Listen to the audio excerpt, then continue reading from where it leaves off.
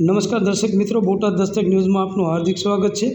હું છું એલડી મકવાણા। આપ જોઈ રહ્યા છો બોટાદ દસ્તક ન્યૂઝ। હવે પછીના સમાચાર વિગતવાર। આદિવાસી યુવકની હત્યા બાદ હિંસા ફાટી નીકળી, 18 ઘાયલ, 6ની અટકાયત।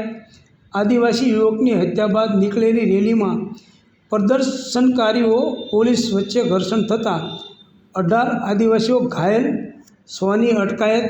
મહારાષ્ટ્રના નંદુરબારમાં આદિવાસી યુવાન જય વાણવીની હત્યાના વિરોધમાં નીકળેલી રેલીમાં હિંસા ફાટી નીકળી હતી। નંદુરબાર કલેક્ટર કચેરી પર પથ્થરમારો અને તોડફોડમાં 12 પોલીસકર્મીઓ સહિત 18 લોકો ઘાયલ થયા હતા। પરિસ્થિતિને કાબૂમાં લેવા માટે પોલીસે લાઠીચાર્જ અને ટીયર ગેસના શેલનો ઉપયોગ કર્યો હતો અને 100થી વધુ લોકોની અટકાયત કરી હતી। ગઈકાલે ઉત્તર મહારાષ્ટ્રમાં નંદુરબાર કલેક્ટર કચેરી સંકુલમાં એક આદિવાસી યુવકની હત્યાના વિરોધમાં નીકળેલી રેલી દરમિયાન પથ્થરમારો થયો હતો। ઉશ્કેરાયેલા ટોળાએ સરકારી મિલકતને વાહનોને નુકસાન પહોંચાડ્યું હતું। આ હિંસામાં 12 પોલીસકર્મીઓ સહિત ઓછામાં ઓછા 18 લોકો ઘાયલ થયા હતા। આ ઘટના સંદર્ભે પોલીસે 100થી વધુ લોકોની અટકાયત કરી છે। આ ઘટના ત્યારે બની જ્યારે આદિવાસી સમાજ એક યુવકની હત્યાનો વિરોધ કરી રહ્યો હતો। પોલીસે પ્રદર્શનકારીઓને વિખેરવા માટે લાઠીચાર્જ અને ટીયર ગેસના શેલનો ઉપયોગ કર્યો હતો।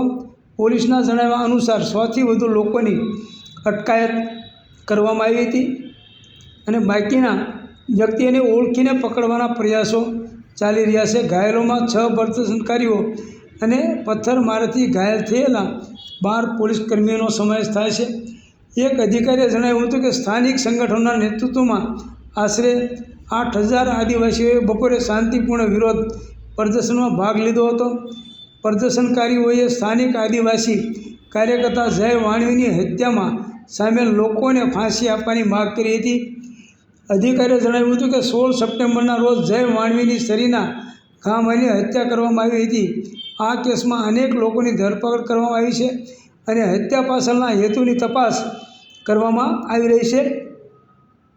અધિકારીએ જણાવ્યું હતું કે શાંતિપૂર્ણ માર્ચ સમાપ્ત થયા પછી કેટલાક પ્રદર્શનકારીઓ તેમની માગણીઓનું આવેદનપત્ર લઈને કલેક્ટર કચેરીએ પહોંચ્યા હતા।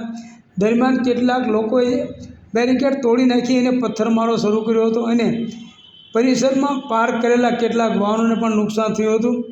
સૂત્રોના જણાવ્યા પ્રમાણે પોલીસે કલેક્ટર કચેરીએ પહોંચેલા પ્રદર્શનકારીઓને તોછડી ભાષામાં શાંતિ જાળવવા અપીલ કરી હતી, જેના કારણે પ્રદર્શનકારીઓ વિફર્યા હતા અને હિંસા ફાટી નીકળી હતી।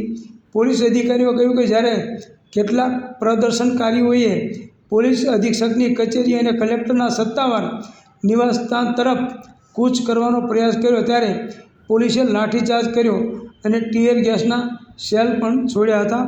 Botad Dastak news, LD Makwana, Botad.